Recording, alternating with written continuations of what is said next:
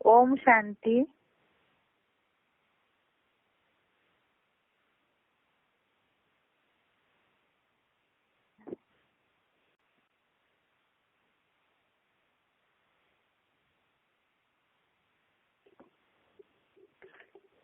ओम शांति। गीता श्लोक क्लास में आज का श्लोक नंबर है दूसरे अध्याय का 18वां श्लोक, अध्याय सेकंड, श्लोक नंबर 18। श्लोक है, अंतवंत इमे देहा नित्यस्योक्ता शरीरिणः अनाशिनो अप्रमेयस्य तस्मात् युद्धस्व भारत।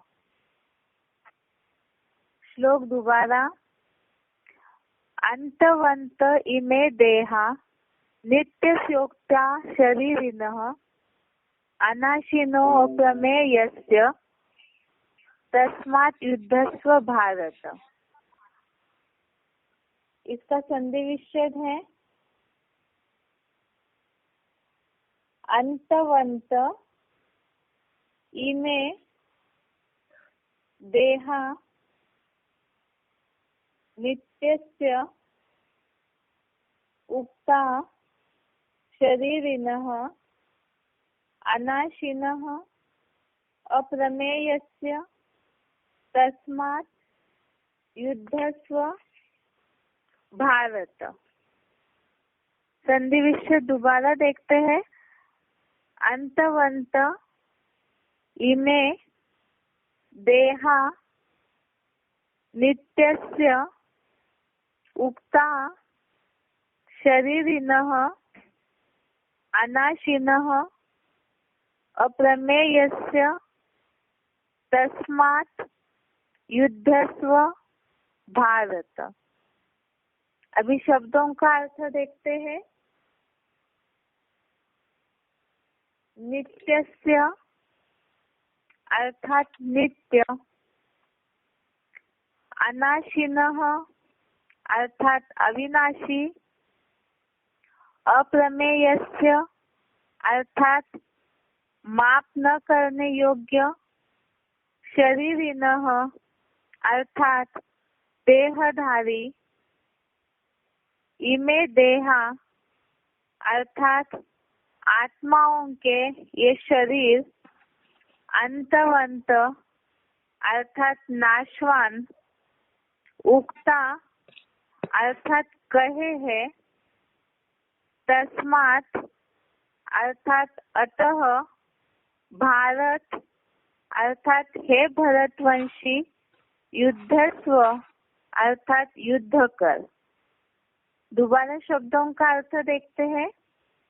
नित्यस्य अर्थात नित्य, अनाशिनः अर्थात अविनाशी, अप्रमेयस्य अर्थात माप न करने योग्य, शरीरिणः अर्थात देहधारी, इमे देहा अर्थात आत्माओं के ये शरीर, अंतवंत अर्थात नाशवान, उक्ता अर्थात कहे है, तस्मात् अर्थात अतः, भारत अर्थात हे भरतवंशी, युद्धस्व अर्थात युद्ध कर। इस श्लोक का अर्थ है, नित्य, अविनाशी, माप न करने योग्य, देहधारी आत्माओं के ये शरीर नाशवान कहे हैं, अतः हे भरतवंशी युद्ध कर। जहाँ अर्जुन को भगवान ये बात समझा रहे हैं, शुरू के श्लोकों में हमने देखा कि अर्जुन युद्ध करने से फिर से इस दूसरे अध्याय में भी जब मना किए तो भगवान ने अर्जुन का उमंग उत्साह युद्ध के लिए बढ़ाने के लिए उनको जो भी बातें श्लोकों के द्वारा समझाई है इसमें जैसे हमने देखा कि आत्मा अविनाशी है तो शोक करने का योग्य नहीं है, ऐसे कुछ जो बातें बताई है। इसी के साथ आज का ये श्लोक है जिसमें ये बात समझाई है अर्जुन को कि नित्य अविनाशी आत्मा के गुणधर्म बताए जा रहे हैं कि आत्मा नित्य है, अविनाशी है और माप न करने योग्य है, क्योंकि वो दिखाई नहीं देती है आत्मा। तो ऐसी आत्मा के देहधारी आत्माओं के ये शरीर अर्थात आत्मा जो देह को धारण करती है, तो ऐसे देहधारी आत्माओं के शरीर नाशवान है।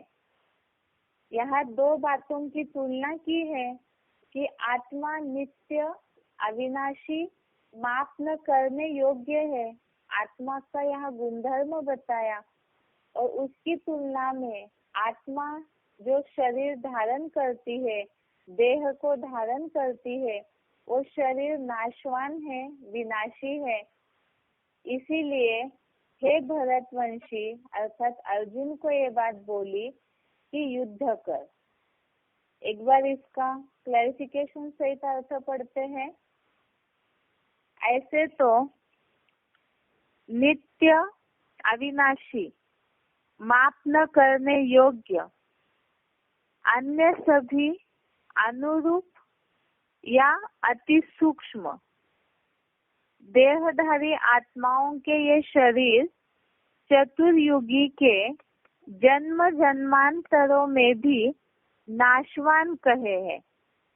अतः हे भरतवंशी धर्म युद्ध कर, क्योंकि आत्म धर्म ही अविनाशी है। यहाँ बात आई आत्मा के लिए ऐसे तो नित्य अविनाशी माप न करने योग्य अन्य सभी अनुरूप अति सूक्ष्म आत्मा के गुणधर्म आए। इसमें जो बात आई है ऐसे तो नित्य अविनाशी माप न करने योग्य अन्य सभी अनुरूप अति सूक्ष्म। यहाँ जो बात आई है अन्य सभी अनुरूप अति सूक्ष्म, ऊपर के श्लोक को अगर हम देखेंगे उसमें जो सृष्टि बीज है, जिस श्लोक में हमने कल देखा है, सृष्टि बीज जो है महादेव जो अकाल मूर्त है, उनकी विशेषता बताई उस हीरो पाठधारी की कि वो इस मानवीय सृष्टि वृक्ष के बीज है। इसीलिए कल्प के अंत में भी कोई भी प्रकार से उनका विनाश करने में कोई समर्थ नहीं है। अकाल मूर्त है अर्थात उनका शरीर भी विनाश के समय नाश नहीं होता है, और आत्मा रूपी बीज तो अविनाशी है ही है। और उनकी तुलना में यहाँ इस श्लोक में बात आई ऐसे तो नित्य अविनाशी माना आत्मा जो है वैसे देखा जाए तो नित्य है, सदैव रहने वाली है, अविनाशी भी है और माप न करने योग्य है। और इसमें यह शब्द आया क्लैरिफिकेशन में अन्य सभी अनुरूप अति सूक्ष्म, अर्थात जो हीरो पाठधारी है जिनके शरीर का विनाश नहीं होता है, विनाश महाविनाश में भी कल्प के अंत में भी, तो उनकी तुलना में अन्य सभी आत्माएं जो अनुरूप अति सूक्ष्म देहधारी आत्माओं के जो शरीर है और चतुर्युगी के जन्म जन्मांतरों में भी नाशवान कहे हैं। जितनी भी आत्माएं हैं वैसे आत्मा जो है वो आत्मा तो सूक्ष्म है, अति सूक्ष्म अनुरूप है, और इसीलिए ही आत्मा का गुणधर्म यहाँ बताया जा रहा है जो माप न करने योग्य है, जो अनुरूप है, अति सूक्ष्म है, जो दिखाई नहीं देती है। तो ऐसी जो आत्मा है जो आंखों से देख नहीं सकते है, सूक्ष्म है, उसे मापा कैसे जाएगा, इसीलिए माप न करने योग्य है। ऐसी आत्मा जो बहुत सूक्ष्म है उसका विनाश नहीं होता है, उसकी तुलना में जो ये आत्माओं के शरीर है और चतुर्युगी के जन्म जन्मांतरों में भी नाशवान है। और जब शरीर नाशवान ही है, शरीर नष्ट ही होते हैं, तो इसीलिए ही अतः हे भरतवंशी धर्म युद्ध कर। इसलिए धर्म युद्ध के लिए प्रेरणा दी जा रही है। अर्जुन जिसे स्थूल हिंसा समझ रहे हैं, उस हिसाब से यहाँ बताया जा रहा है कि ये जो धर्म युद्ध चल रहा है, असत्य सत्य का युद्ध है, धर्म अधर्म का युद्ध है, इसमें जो भी आत्माओं ने देह धारण किया है उसका तो विनाश होना ही है महाविनाश के कल्प के अंत में। तो इसीलिए ही हे भरतवंशी अर्थात अर्जुन के लिए संबोधित करके बात बोली कि धर्म युद्ध कर, क्योंकि आत्म धर्म ही अविनाशी है। अर्थात आत्मा का जो मूल धर्म है, जैसे शरीर का धर्म है कि प्रकृति है वो परिवर्तन होती है, नाश तो होती ही है। ऊपर के श्लोक में जैसे एक संदर्भ आया कि ये जो देहधारी आत्मा है, देहधारी है, या ये जो देह है, देहिनोस्मिन् यथा देह, इस श्लोक में ये बात आई। देह की तो इस शरीर में, आत्मा की इस शरीर में अवस्थाएं बदलती रहती है, कुमार अवस्था, युवा अवस्था, बुढ़ापा, और बाद में फिर दूसरे शरीरों की भी प्राप्ति होती है।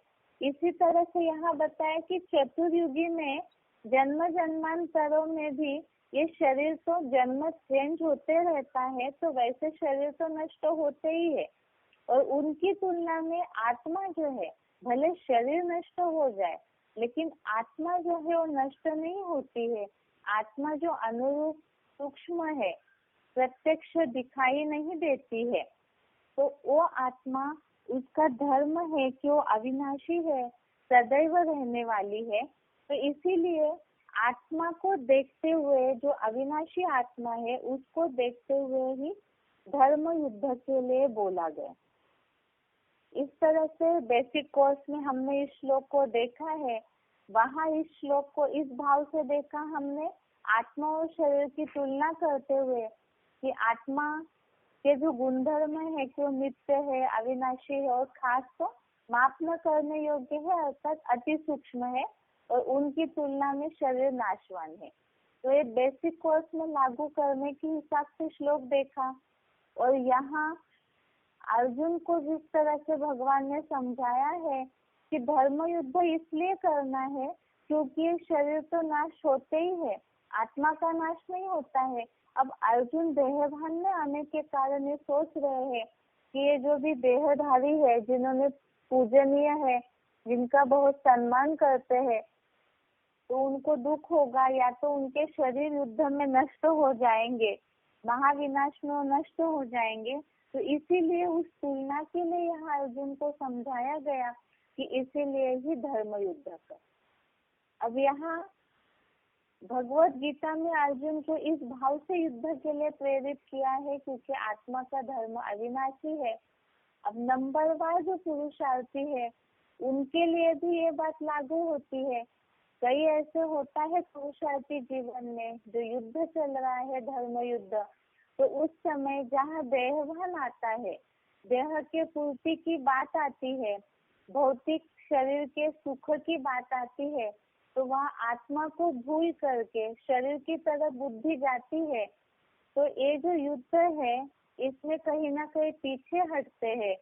इसीलिए ही पुरुषार्थी जीवन में इस बात को बुद्धि में रखना जरूरी है कि शरीर तो बदलते रहते हैं, शरीर की अवस्थाएं, कुमार, युवा अवस्था, बुढ़ापा आता ही है।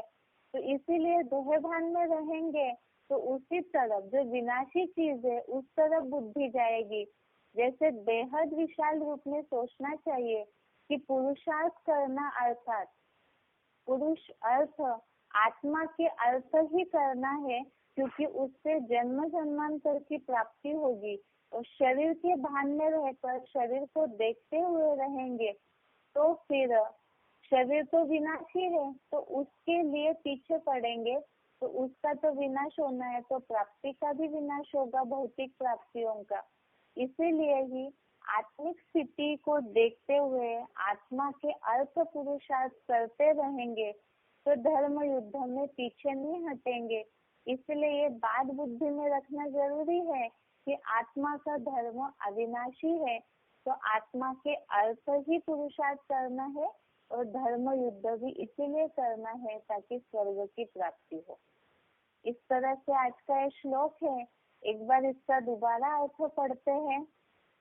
ऐसे तो नित्य, अविनाशी, माप न करने योग्य अन्य सभी अनुरूप अति सूक्ष्म देहधारी आत्माओं के ये शरीर चतुर्युगी के जन्म जन्मांतरों में भी नाशवान कहे हैं। अतः हे भरतवंशी, धर्म युद्ध कर, क्योंकि आत्म धर्म ही अविनाशी है। अर्थात यहाँ खास बात बताई कि देह को देख करके जो धर्म युद्ध है, पुरुषार्थ है, उसे छोड़ना नहीं है, क्योंकि आत्मा अविनाशी सदैव रहने वाली है। और जिस आत्मा को देखते हुए जो सत्य सनातन है, हमेशा रहने वाली है, तो उसे देखते हुए ये युद्ध करेंगे तो अनेक जन्मों की प्राप्ति भी होती है।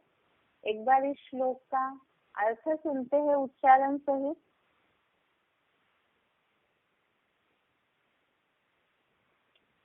अन्तवन्त इमे देहा नित्यस्योक्ता शरीरेण अनाशिनो प्रमेयस्य तस्माद्युध्यस्व भारत।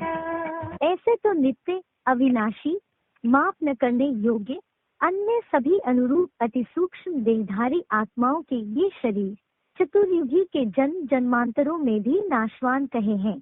अतः हे भरतवंशी, धर्म युद्ध कर, क्योंकि आत्मधर्म ही अविनाशी है।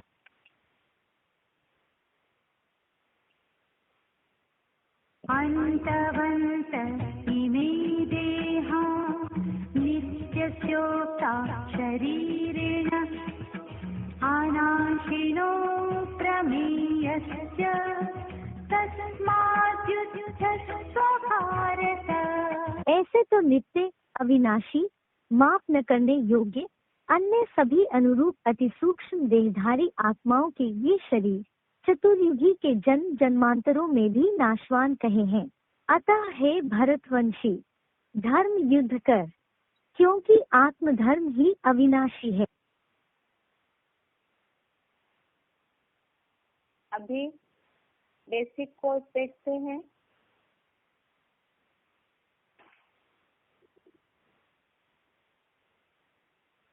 बेसिक कोर्स के में साल वाले कोर्स में हमने समझा था कल, आत्मा की 3 शक्तियां हैं। अध्यात्म अर्थात ही आत्मा के अंदर का ज्ञान। तो आत्मा की ये जो 3 शक्तियां हैं, इन्हें समझना जरूरी है। मन, बुद्धि और संस्कार। दुनिया वाले तो इस बात को जानते हैं, मन में विचार चलते हैं, इसीलिए व्यवहारिक रूप से कहते हैं मन खराब है, मन बहुत खुश है। बुद्धि के बारे में भी लोग जानते हैं व्यवहारिक रीति से कि बुद्धि बहुत अच्छी बुद्धि है तो बहुत होशियार होते हैं। जिनकी बुद्धि डल है वो कम होशियार होते हैं तो आगे नहीं बढ़ पाते हैं। संस्कारों के लिए भी लोग समझते हैं कि आदतें के रूप में, तो इसीलिए ये व्यवहारिक रीति से सब लोग दुनिया में जानते हैं मन, बुद्धि, संस्कार क्या है। लेकिन यहाँ परमात्मा आकर के खास बात क्या बता रहे, आत्मा के अंदर की ये जो 3 शक्तियां हैं, उसकी गहराई को जानने के बाद ही मनुष्य आज जो दुखी है, परेशान है, उन सब बातों का मूल रूप से जो इलाज है। आत्मा बीमार है, शरीर बीमार होता है, तो उसका मूल कारण है कि आत्मा के जो 3 शक्तियां है, शरीर को चलाने वाला जो ड्राइवर है वो बीमार है। उसकी जो ये जो 3 शक्तियां है वो खराब हुई है, बीमार है। इसीलिए ही वास्तव में मनुष्य आज दुखी है और इसीलिए ही इस अध्यात्म ज्ञान की सबको आवश्यकता है। इसमें सबसे पहले है मन, संकल्प शक्ति। हमने मन के बारे में कल देखा है कि मन जो संकल्प शक्ति है, बीज है, जिसके लिए बोला जाता है ब्रह्मा के संकल्प से सृष्टि रची गई। तो इसी आधार से हम अपने अच्छे और बुरे संकल्पों से सृष्टि रचते हैं। और मन की जो वास्तव में शरीर की बीमारी इतना तंग नहीं करती, कमजोर नहीं करती है, जितना मन के कारण व्यक्ति ज्यादा कमजोर होता है।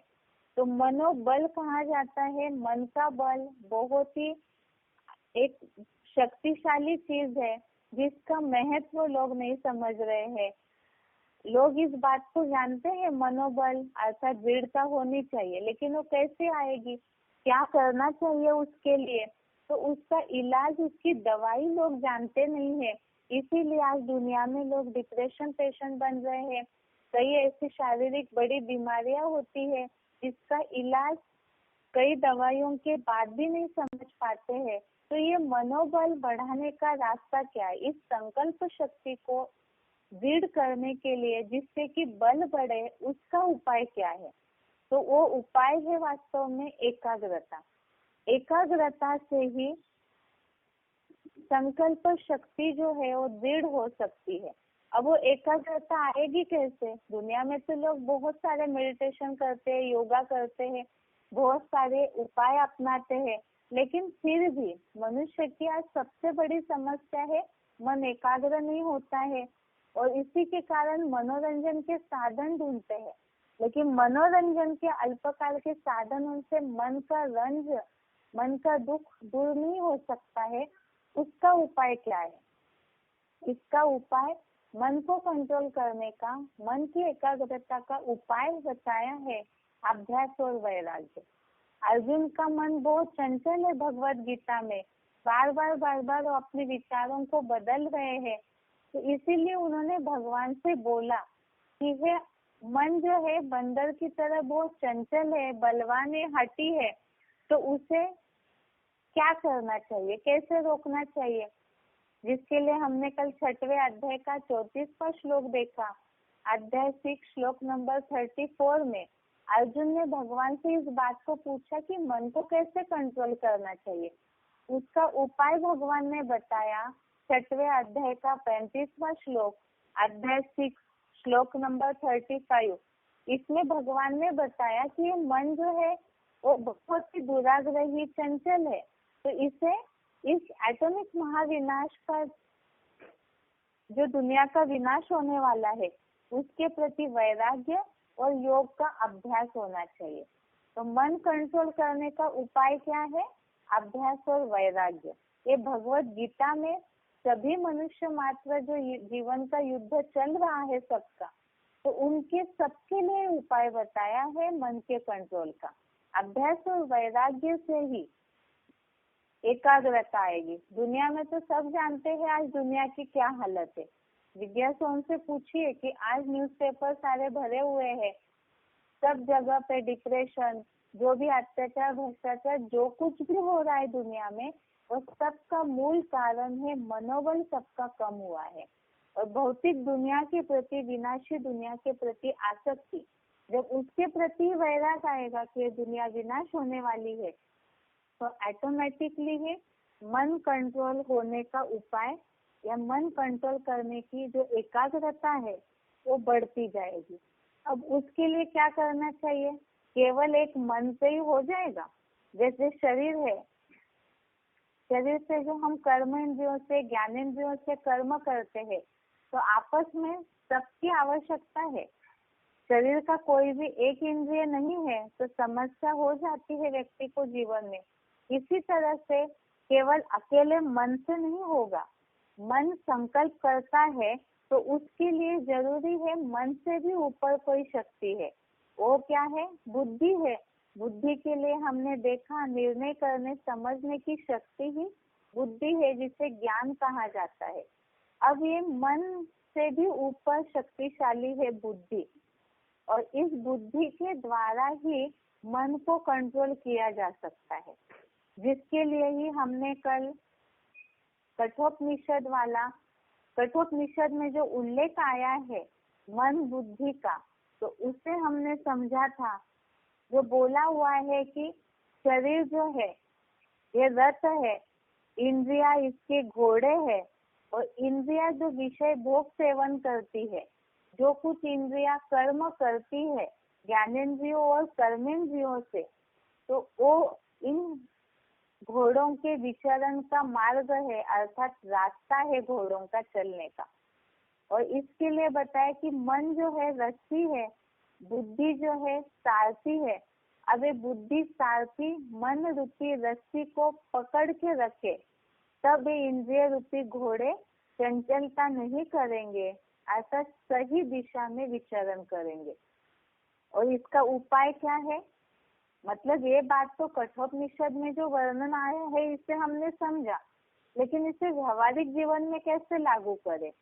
जैसे कोई भी इंद्रिया है, आंखें चंचल हो रही है, कान अपना रस लेने के लिए कुछ न कुछ सुनना चाहती है, मुख भी कहीं चंचल हो जाता है, कई बार कंट्रोल न होने पर कई अपशब्दों को उपयोग करते हैं वाचा से, या तो फिर मुख से अनेक अनेक स्वाद लेने की इच्छा होती है। तो ये है इन इंद्रिय रूपी घोड़ों के विचरण का मार्ग, चलने का रास्ता। तो इस पे मन चंचल है, उसमें तो बहुत संकल्प चलते रहते हैं। तो जैसे ही संकल्प चलते हैं तो बुद्धि जो सारथी है वो उस मन को कंट्रोल करे। तो यही है वास्तव में बुद्धि का कार्य, जो सर्वोपरि है मन से भी, जो इस मन रूपी लगाम रूपी रस्सी को कंट्रोल करे। तब ही बुद्धि और मन के मिलाप से ही अभ्यास और वैराग्य संभव है। इसी के लिए बोला जाता है, जैसे बोला है कि मन चंगा तो कटौती में गंगा, मन खुश है तो जहान खुश है। तो इसी तरह से बुद्धि की शक्तिशाली होना, बुद्धि पावरफुल होना, समर्थ होना, इसका उपाय, इसकी प्राप्ति की निशानी कहावत में बताई है कि जहाँ सुमति वहाँ संपत्ति नाता, और जहाँ कुमति वहाँ विपत्ति निधान। अर्थात बुद्धि का महत्व बहुत ज्यादा है, वही वास्तव में मनुष्य जीवन के सफलता का आधार भी है। इसीलिए ये बुद्धि जो है वही वास्तव में अभी कमजोर हुई पड़ी है, सबकी ही बुद्धि कमजोर है। इसीलिए ही बुद्धिमानों की भी जो बुद्धि है वो भगवान है, उनका ज्ञान सही रीति से बुद्धि में नहीं है, उनकी असली पहचान बुद्धि में नहीं है। अलग अलग जगह पे बुद्धि भटकने के कारण ही बुद्धि कमजोर हुई है, और इसी के कारण ही बुद्धि का गलत प्रयोग होने के कारण ही खुद ही मनुष्य अपना शत्रु बन पड़ा है। अब इसके लिए क्या करना है फिर? लोग तो सब दुनिया में जानते हैं, इस बात को लोगों को, जिज्ञासुओं को समझाना जरूरी है कि बुद्धि कमजोर हुई है, ये कैसे माना जाएगा? लोग कैसे मानेंगे? आज साइंस इतना आगे बढ़ चुका है, लोग इतने सीखे हो चुके हैं, पुराने जमाने के हिसाब से साइंस ने इतनी प्रोग्रेस की है, बुद्धि के बल पे आधार पे ही मन एकाग्र न होता तो ये सब प्रोग्रेस कैसे होती? लेकिन ये पूछना है जिज्ञासुओं से कि सब ठीक है, विज्ञान आगे बढ़ रहा है, बहुत बच्चे तीखे हो रहे हैं, बहुत सारी सुविधाएं भौतिक हो रही है, लेकिन जो पुराने जमाने के लोगों के जीवन में सुख शांति थी, जो वो एक निश्चिंत और सेफ जीवन अनुभव करते थे, क्या आज की ये तीक्ष्ण बुद्धि हर मनुष्य को एक सुरक्षित जीवन अनुभव करवा रही है? सबका मन बहुत स्ट्रांग है, समझिए, बहुत शक्तिशाली है, दृढ़ता है मन में, इसीलिए ही इतना कुछ प्रोग्रेस कर रहे हैं आज, जो पुराने जमाने में प्रोग्रेस नहीं थी। लेकिन क्या ये प्रोग्रेस, चाहे मन की दृढ़ता, चाहे ये बुद्धि की तीक्ष्णता, ये प्रोग्रेस आज हर मनुष्य को एक सेफ सुरक्षित जीवन दिलाती है? नहीं दिला रही है। इसका मतलब मनुष्य आज खुद अपने लिए भी शत्रु है और औरों के लिए भी शत्रु बन रहे हैं। साइंस ने प्रगति तो की, लेकिन क्या उस प्रगति के आधार से जो पोल्यूशन हो रहा है प्रकृति का, प्रकृति जो प्रदूषित हो रही है, उसे रोक पा रहे हैं? कितना भी एडवर्टाइजमेंट करे, कुछ भी करे, लेकिन प्रकृति का प्रदूषण नहीं रोक पा रहे हैं, तो इसे बुद्धि की तीक्ष्णता कैसे कहेंगे? तीक्ष्ण बुद्धि तो वो है जो पूरे विश्व का एक साथ कल्याण कर सके, तो वो नहीं हो रहा है। इसका मतलब ही अपने लिए भी खुद शत्रु बने हैं। अब जब शत्रु बने हैं तो मित्र बनने का उपाय भी तो कहीं होना चाहिए, तो वो उपाय क्या है? आज हमें देखना है कि आत्मा स्वयं ही अपना मित्र और शत्रु है, तो ये शत्रुता से मित्रता कब बदल सकती है? आत्मा अपना भी कल्याण करे और विश्व का, अपने संगी साथियों का, समाज का भी कल्याण करे, वो कैसे हो सकता है? क्योंकि अध्यात्म ज्ञान स्वार्थ नहीं सिखाता है, परमार्थ सिखाता है। अर्थात सबके कल्याण का रास्ता अपने कल्याण में भी जरूर निकल आता होगा। अब इसके लिए देखते हैं भगवत गीता में भगवान ने अर्जुन को क्या बताया है। 6वें अध्याय का 5वां श्लोक है। हम टॉपिक देख रहे हैं, आत्मा स्वयं ही अपना मित्र है और शत्रु भी है। वो कैसे? शत्रु है तो मित्र कैसे बने? इसके लिए ही 6वें अध्याय का 5वां श्लोक, अध्याय 6 श्लोक नंबर 5 श्लोक है, उद्धरेत आत्मना आत्मानं न आत्मानं अवसादयेत आत्मा एव ही आत्मनो बंधु आत्मा एव रिपु आत्मनः। अर्थात अध्याय 6 श्लोक नंबर 5, इसका अर्थ बताया है कि अपने मन बुद्धि द्वारा ज्योति बिंदु आत्मा को उनकी स्थिति में ले जाए, आत्मा को अधोगति में न जाने दे, क्योंकि ज्योति बिंदु आत्मा ही अपना मित्र है, आत्मा ही अपना शत्रु है। अर्थात ये बताया कि आत्मा को मन बुद्धि की एकाग्रता के द्वारा उनकी स्थिति में ले जाए। हमने और भी पहले कुछ श्लोक देखे हैं, ये बात बताई कि देहभान जहाँ है तो वहाँ पर दुर्गति निश्चित है। इसीलिए बताया कि आत्मा को भ्रष्ट इंद्रियों की अधोगति में, नीची गति में न जाने दे, तो आत्मा को मन बुद्धि की एकाग्रता के द्वारा ज्योति बिंदु की ऊंची स्थिति में ही ले जाए। और जब ऐसी ऊंची स्थिति में खींच करके ले जाएंगे, तब ज्योति बिंदु आत्मा ही अपना शत्रु है। जिसके लिए मुरली पॉइंट है 21/3/67, मुरली तारीख, मुरली डेट है 21 मार्च 67। इसमें बताया है जीवात्मा अपना ही मित्र है, अपना ही शत्रु है। अब कैसे है, कब बनती है, उसके लिए 6वें अध्याय का 6वां श्लोक, अध्याय 6 श्लोक नंबर 6, कि आत्मा अपने लिए मित्र माना सुखदायी कब बनती है और शत्रु अर्थात दुखदायी कब बनती है।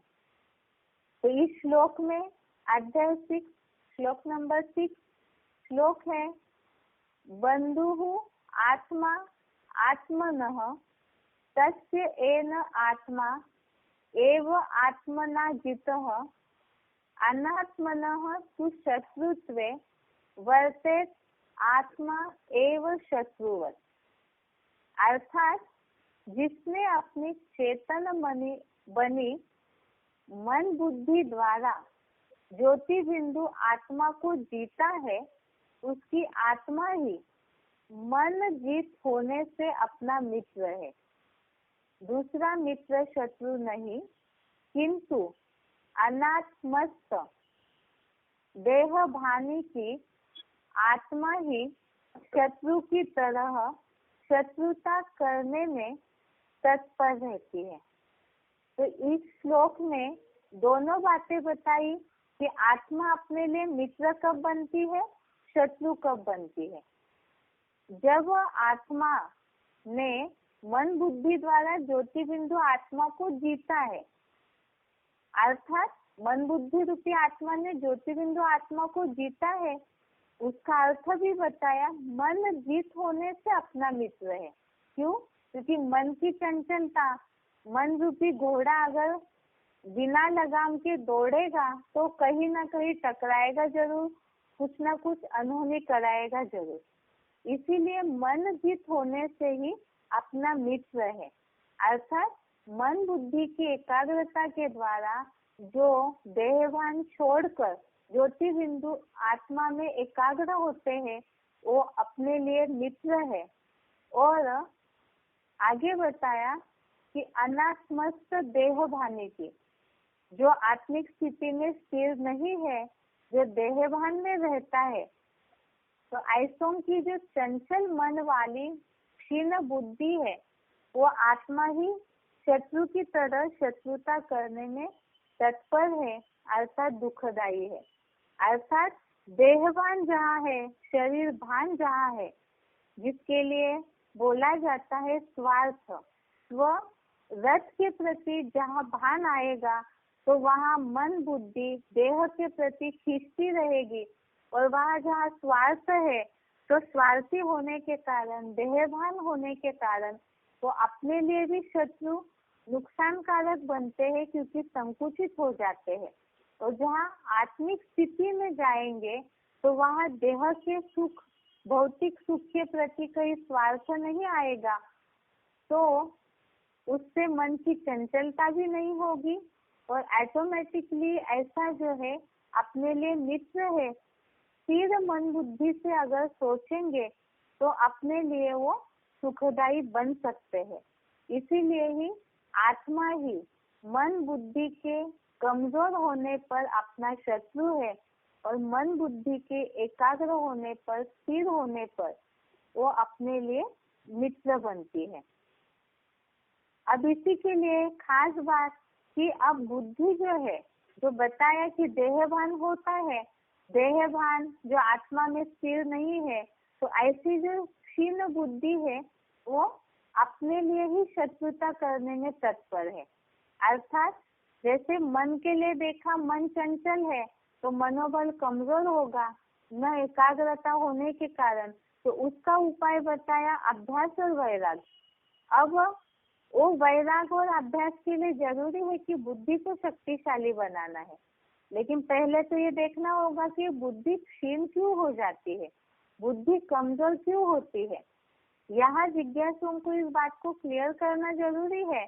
जिज्ञासु जिस भौतिक दुनिया की बुद्धि की तीक्ष्णता को असली बुद्धि समझ रहे हैं, वास्तव में वो बुद्धि की असलियत नहीं है, जिसका कारण बताया कि जहाँ पे सदा काल का सुख हो, बुद्धि अगर ऐसा निर्णय लेती है तो वो तीक्ष्ण बुद्धि मानी जाएगी। लेकिन आज की दुनिया में ऐसी बुद्धि किसी की नहीं है जो सदा काल के लिए सुखदायी बनती हो। तो इसीलिए ही इसका कारण जानना जरूरी है कि बुद्धि क्षीण क्यों हो जाती है। इसका कारण है, पहले तो मन चंचल है, क्योंकि बुद्धि क्षीण हो गई है। और जब बुद्धि क्षीण होती है, बुद्धि कमजोर हुई, तो निर्णय करने, परखने की समझ शक्ति कमजोर हो जाती है। और जब ये तीनों कमजोर हो गए, तो जो भी करेंगे उसका परिणाम गलत निर्णय ही लेते रहेंगे। और जब गलत निर्णय होता है तो उसके कारण पाप कर्म होते हैं, क्योंकि बुद्धि कमजोर है तो गलत गलत निर्णय लेंगे, गलत चीजों को परखेंगे, तो उससे पाप कर्म बनेगा। और पाप होते होते जब बोझ चढ़ जाता है आत्मा पे, तो उसके कारण दुखी हो जाते हैं। और मूल कारण है बुद्धि की क्षीणता, अज्ञानता और असत्यता। और अज्ञानता इतनी गहरी हो जाती है कि निर्णय करने का मौका दिखाई नहीं देता है। कई बार ऐसे होता है कि बहुत सारी बातों की मन बुद्धि में कंफ्यूजन चलते रहती है, तो उसके कारण बहुत बातें चलने के कारण ही सही निर्णय नहीं ले पाते हैं, क्योंकि बुद्धि भटक रही है, बहुत सारी बातों में उलझी हुई है। तो वही वास्तव में अज्ञानता है। और ऐसी जो अज्ञानता है, उसके कारण सही निर्णय नहीं ले पाते हैं। अब इसका कारण क्या है? ये अज्ञानता आई कहाँ से? तो आई पूर्व जन्मों के संस्कारों के कारण। पूर्व जन्मों के संस्कार, जो अनेकों का संस्कार रंग लिया हुआ है, जैसे भी कर्म किए हैं, संस्कारों की जो छाप पड़ी है, वो बुद्धि को कंट्रोल करते रहते हैं। इसका उदाहरण कैसे देखेंगे? जैसे कोई कुछ भी गलत काम करते जा रहे हैं, तो उनको अगर समझाया भी जाएगा तो भी ऐसे होता है कि थोड़ा बहुत अगर विवेक बुद्धि बची होगी तो समझ भी जाएंगे, तो भी उस बात को करते रहते हैं, क्योंकि पूर्व जन्मों के संस्कार जो है उनको बुद्धि की निर्णय शक्ति को कंट्रोल करते हैं। और ये जो संस्कार पक्का हो जाता है तो फिर आदमी का सोचना और विचारना बंद हो जाता है। और इसके कारण ऐसा सोचना विचारना बंद हो जाता है। ऐसा कौन सा संस्कार है जो इतना पक्का हो जाता है मनुष्य में कि अज्ञानता को बढ़ा देता है, बुद्धि क्षीण कर देता है, अज्ञानता को बढ़ाता है। तो ये कौन सा संस्कार है जो सारे पापों का बाप है, दुखों का मूल कारण है? अर्जुन ने भी भगवान से इस बात को पूछा है कि मनुष्य किसकी प्रेरणा से पाप करता है। आज लोग इस बात को समझ ही नहीं पा रहे हैं कि किस कारण पाप हो रहे हैं, किस कारण अज्ञानता आ रही है। देहभान इतना बढ़ा हुआ है मनुष्यों के अंदर कि वो पाप कर रहे हैं। आज जो भी न्यूज़पेपर भरे हुए हैं, भ्रष्टाचार, अत्याचार, जो कुछ भी न्यूज़पेपर्स में लिख के आता है, तो क्या इन सब मनुष्य मात्र को इस बात का ज्ञान है कि वो पाप कर रहे? नहीं है, क्योंकि संस्कार अज्ञानता के इतने पक्के हुए हैं। तो ये सारे पापों का मूल क्या है? देहभान। अर्जुन ने भी भगवान से पूछा है, ये टॉपिक है। पहले हम देख रहे थे बुद्धि क्षीण क्यों हुई।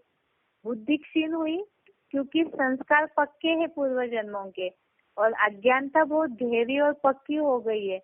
वो अज्ञानता क्या है जिसके कारण मनुष्य पाप कर रहा है? तो पापों का मूल है देहभान। अब टॉपिक है पापों का मूल है देहभान, तो इसे हम समझते हैं श्लोक के आधार से कि किस कारण मनुष्य पाप करता है। तीसरे अध्याय का 36वां श्लोक, अध्याय 3, श्लोक नंबर 36। इसमें अर्जुन ने पूछा है भगवान से। अर्जुन उवाच, श्लोक है, अथ केन प्रयुक्तोयम पापम चरति पुरुषः अनिश्चनपि वाष्णेय बलात् इव नियोजितः। अर्थात ये केवल शॉर्ट अर्थ पढ़ रहे हैं कि इच्छा न होते भी पीछे से या चोरी से बलपूर्वक लगाए हुए की तरह यह पुरुष किसकी प्रेरणा से पाप करता है। अर्थात अर्जुन ने भगवान से पूछा कि ये पुरुष किसकी प्रेरणा से पाप करता है। तो उसके लिए भगवान ने अर्जुन को उत्तर दिया है। श्लोक है तीसरे अध्याय का 37वां श्लोक, अध्याय 3, श्लोक नंबर 37। इसमें किस कारण मनुष्य पाप करता है उसका जवाब भगवत गीता में भगवान ने बताया है। कामेश क्रोधेश रजोगुण समुद्भवः महाशनो महापापमा विद्येनम इह वैरिणम। अर्थात रजोगुण से पैदा यह डकैतों का मुखिया काम विकार और यह सत्यानाशी क्रोध बहुत भोगी है,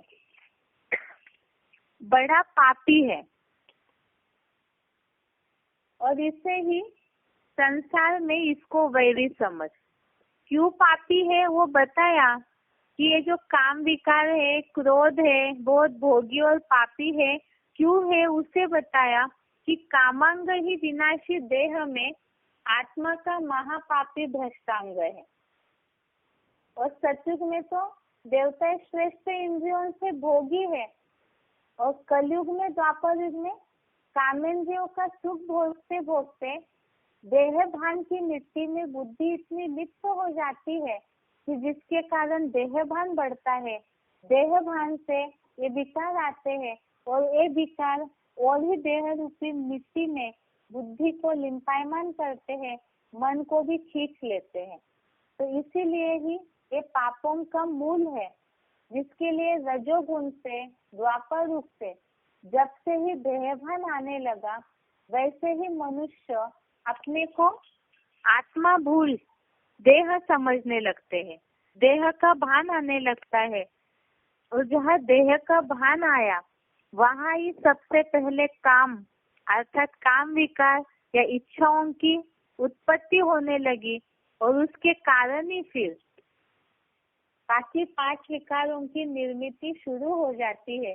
तो इसीलिए देहभान जो है वही वास्तव में सबसे बड़ा अज्ञान है और आत्मिक स्थिति ये सबसे बड़ा ज्ञान है।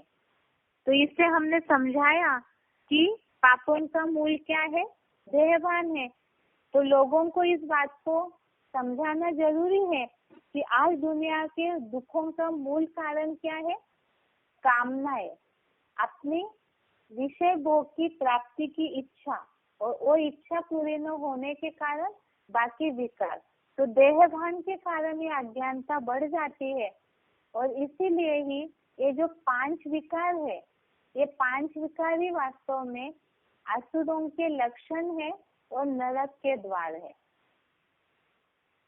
जिज्ञासुओं को इस बात को कन्विंस करना, इस बात को समझाना जरूरी है। कई बार जो लोगों के मन में गलतफहमी रहती है कि जिस धन के सुख में, जिस भौतिक दुनिया के मान मर्तबा में वो जी रहे हैं, वो वास्तव में उनके लिए स्वर्ग है। वो ये सोचते हैं कि धन है हमारे पास तो हम सुखी है, हम स्वर्ग में है। तो वास्तव में जिस आधार को वो स्वर्गीय सुख समझ रहे हैं, उनसे पूछिए कि वो आधार खिसक जाएगा तो क्या आप स्वर्ग अनुभव करेंगे? अगर धन नहीं है, आज गाड़ी का सुख ले रहे, एसी का सुख ले रहे हैं, अगर ये साधन हट जाएंगे तो भी क्या आप अपने आप को इस कलयुगी दुनिया में स्वर्ग में अनुभव करेंगे? नहीं अनुभव करेंगे। तो इसका मतलब ये धन के आधार से ही जो सुखों का भोग रहे हैं, जिसके कारण अज्ञानता आ रही है, जिसके कारण देहभान बढ़ रहा है भौतिक सुखों के कारण, तो वास्तव में ये सारे ही 5 विकारों की निर्मिति के कारण ही असुरों के लक्षण है और नरक के द्वार है। इसीलिए ये कलयुगी दुनिया ही वास्तव में रो नरक है, यही आसुरी दुनिया है। आसुरी दुनिया होने के कारण क्या है, तो देहभान से उत्पन्न हुए 5 विकार, यही वास्तव में असुरों के लक्षण है, जिससे मनुष्य देवता से असुर अर्थात दुखदाई बन जाता है, नरक में गिर जाता है। अब इसे कैसे समझाएंगे? जिज्ञासु ऐसे कैसे मानेंगे इस बात को? तो गीता में इस बात को बताया है 16वें अध्याय का 4था श्लोक, अध्याय 16 श्लोक नंबर 4।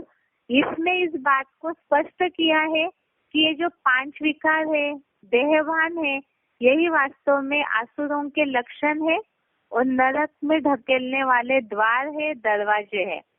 श्लोक है अध्याय 16 श्लोक नंबर 4, दंभो दर्पः अभिमानश्च क्रोधः पारुष्यम एव च अज्ञानम च अभिजातस्य पार्थ संपदम आसुरीम।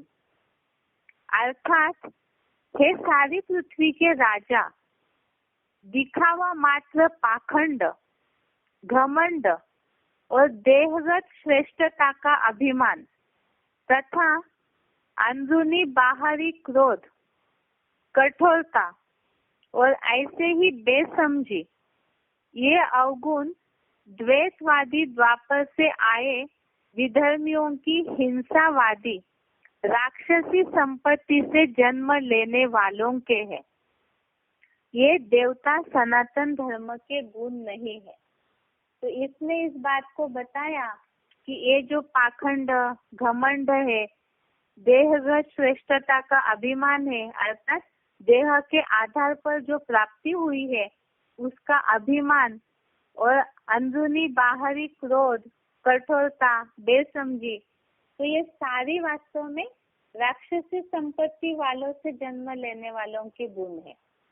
तो ये अगर लोग सब मनुष्य अपने अंदर इस बात की गहराई को देखे कि भगवत गीता के आधार से आज की दुनिया में देह के कारण, देह की सुंदरता हो, देह के कारण जो भी प्राप्ति हो रही है, उसके कारण कहीं ना कहीं अवगुण बड़े रूप में, छोटे रूप में, लेकिन सभी के अंदर ही है। तो इसीलिए ही यही वास्तव में असुरों के लक्षण है। और साथ में और भी इसमें श्लोक बताया। 16वें अध्याय का 16वां श्लोक, अध्याय 16 श्लोक नंबर 16। इसमें ये बात बताई, अनेक चित्त विभ्रांता मोह जाल समारिता प्रसक्तः काम भोगेषु पतंती नरके असुचो। अर्थात अनेक विचारों में भटके हुए, संबंधियों के मोह जाल में पूरे घिरे हुए और काम भोग में पूरे आसक्त हुए वैश्यावृत्ति के गंदे रोरो नरक में गिरते हैं। तो इसमें तो पूरी तरह से कलयुगी दुनिया की स्पष्ट हालत बताई है। जिज्ञासु भी इस बात को जरूर समझ जाएंगे कि अनेक विचारों में भटके हुए, तो आज सब ही अनेक विचारों में भटके हुए हैं। जैसे प्राप्तियों के लिए कोई भी धंधाधोरी करेंगे तो मन स्थिर नहीं रहेगा। धन की चाह में और क्या करना चाहिए और क्या करना चाहिए, कैसे धन आए, कैसे प्रॉपर्टी कमाए, इस तरह की जो बातें आती है, माना हर तरह के से लोग भौतिक सुखों के पीछे जो अनेक विचारों में भटकते हैं। और साथ साथ एक इससे कनेक्टेड है, ये जो प्राप्तियां है वो कहीं ना कहीं संबंधियों के मोह के कारण ही तो करने की इच्छा होती है, अपने स्वार्थ के लिए। और ये देह से जो जुड़े हुए देह के संबंधी और पदार्थ है, तो उसके चलते ही तो ये सब बातों में विचारों में भटक जाते हैं। तो ऐसे मोह जाल में घिरे हुए और काम भोग में पूरे ही आसक्त। तो इसके साथ देह है तो वहाँ कामना है, विकारी इच्छाएं तो है ही। और इसका तो आज का जो समाज है वो पूरा उदाहरण है। सब जानते हैं कि आज दुनिया की क्या हालत है, और वो हालत ही वास्तव में बोला है कि ऐसे जो है वो रो रो नरक में गिरते हैं। तो ये जो इच्छाएं है, कामनाएं है, सब में नंबरवार ऊपर नीचे तो होगी, लेकिन रह रहे हैं उसी रो रो नरक में। तो ये तो बात है कि काजल की कोठरी में कैसे भी सयानो क्यों न जाए, लेकिन काजल की लीक लगेगी ही लगेगी। अर्थात कोई ये नहीं कह सकता हम इस तो दुनिया में रहते हैं लेकिन हमारे ऊपर कोई फर्क नहीं पड़ता है। जब तक देहवान है, देह के संबंधी देह के पदार्थों में आसक्ति है, तो कहीं ना कहीं दुनिया का रंग तो लगता ही है। एक दूसरे की बातों में प्रभावित होकर के कहीं ना कहीं अनंत विचारों में भटक जरूर जाते हैं। तो इसीलिए ही वो सारे ही रो रो नरक में गिरे हुए हैं। और साथ में इसके लिए बताया कि और ये जो 5 विकार है, इनमें से ये जो विकार है वही वास्तव में नरक के द्वार है।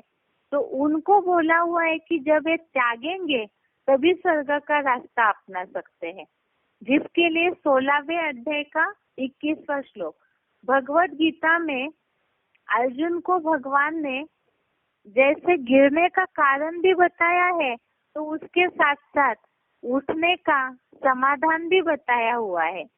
जैसे 16वें अध्याय का 21वां श्लोक, अध्याय 16 श्लोक नंबर 21, ये श्लोक है, त्रिविधम नरकस्य इदम द्वारम नाशनम आत्मनः कामः क्रोधः तथा लोभः तस्मात् एतत् त्रयम् त्यजेत्। अर्थात त्रिविधम नरकस्य द्वारम, ये जो बोला हुआ है काम, क्रोध और लोभ, ये आत्मा के तन, मन, धन और बुद्धि के नाशक नारकीय त्रिविध द्वार है। अर्थात काम, क्रोध, लोभ, ये काम तन से जुड़ा हुआ है, क्रोध मन से जुड़ा हुआ है, लोभ धन से जुड़ा हुआ है। और एक काम, क्रोध, लोभ, ये तीनों ही वास्तव में देखा जाए तो तन को, मन को, बुद्धि को, सबको ही खींच लेते हैं, नाश करके नरक में डालने के 3 विविध प्रकार के द्वार है। और इसीलिए बताया कि इन तीनों को, ये जो शत्रु है, महाशत्रु मानिंद, महाशत्रु के समान है, इनको त्याग दो। त्याज्य है अर्थात ये त्यागने योग्य है, इन्हें त्यागने से ही नरक से मुक्ति मिल सकती है। तो इसीलिए आज हमने देखा आज के टॉपिक में देहभान का मूल कारण, पाप का मूल कारण क्या है? देहभान। बुद्धि की क्षीणता क्यों आई? अज्ञानता के कारण। अज्ञानता मूल कौन सी है? देहभान। देहभान के कारण 5 विकार आए, उसके कारण मन चंचल हुआ। मन चंचल होने से बुद्धि क्षीण हुई। बुद्धि क्षीण होने के कारण आत्मा अपने लिए शत्रु बन गई और उसके लिए मित्र बनने का उपाय क्या है? तो आत्मा जब मन बुद्धि की एकाग्रता के द्वारा ज्योति बिंदु में स्थिर हो जाएगी, तब आत्मा अपने लिए मित्र बन सकती है, सुखदायी बन सकती है। और उसके साथ साथ ये बुद्धि की क्षीणता के कारण ही नुकसान हुआ, आत्मा नीचे गिर गई। इससे काम, क्रोध, लोभ, मोह, अहंकार जो भी आए वो अज्ञानता के कारण ही मनुष्य नीचे गिरा, और ये नीचे गिरा अर्थात नरक में गिर गया, जिसके कारण असुर बने हैं नंबरवार सब मनुष्य, जिसे हमने 16वें अध्याय के जो 4था, 16वां और 21वां श्लोक देखा। इसमें नरक में गिरे हुओं की निशानी बताई है कि ये जो काम, क्रोध, लोभ, मोह, अहंकार है, इसके साथ साथ ये पाखंड, घमंड, देह के आधार पे अभिमान, अंदरूनी बाहरी क्रोध, कठोरता, बेसमझी और साथ साथ अनेक विचारों में भटके हुए जो लोग हैं, संबंधियों के मोह जाल में घिरे हुए जो लोग हैं, ये सारे ही रो रो नरक में गिरते हैं, क्योंकि देह के कारण अज्ञानता आई और अज्ञानता माना ही नरक है। और इसीलिए बताया है भगवत गीता में इसका उपाय कि एक काम, क्रोध, लोभ, ये सारे नरक के 3 द्वारों को जब त्यागेंगे तब ही असली सुख की अनुभूति कर सकते हैं। और साथ साथ आज के लिए यहाँ तक कि कल हम देखेंगे ये बुद्धि के ज्ञान का नाश होने के और क्या कारण है, किस कारण से काम, क्रोध से अज्ञानता आई और इसके कारण ज्ञान का नाश कैसे होता है, बुद्धि का नाश कैसे होता है और उसके लिए क्या करना चाहिए, इसे हम कल देखते हैं। आज के लिए यहाँ तक ही। ओम शांति।